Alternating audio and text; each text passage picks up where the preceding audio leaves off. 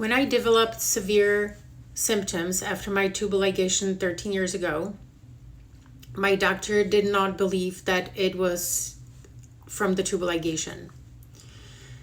But he did offer me birth control. And I didn't want that because the whole reason why I got a tubal ligation was to not be on birth control. So then he offered me a hysterectomy. And I asked him, how does taking a healthy uterus out of my body will help the symptoms he doesn't believe are related to my tubal? He just shrugged his shoulders and said, well, I don't know. That's just something we can try and see what happens.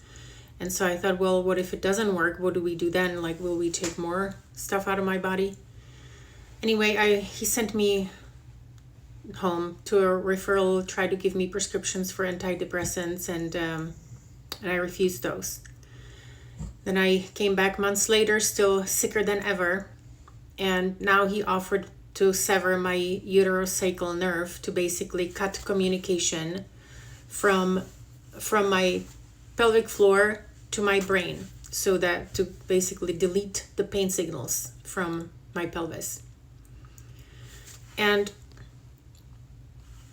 none of this was ever mentioned to me when I asked him before I had the surgery, what's the worst thing that can happen from the surgery? But it's hard, right? Well, he denied that was from the surgery, but here he is offering me all these solutions. So when he offered to sever my nerve, that blew my eyes wide open. And I realized that that's how the medical industrial complex, that's one of the ways they create forever customers. And now, all these years later, I truly believe that that tubal ligations, salpingectomies are a pipeline to hysterectomies, hormonal treatments, antidepressants, and birth control medications, and other meds.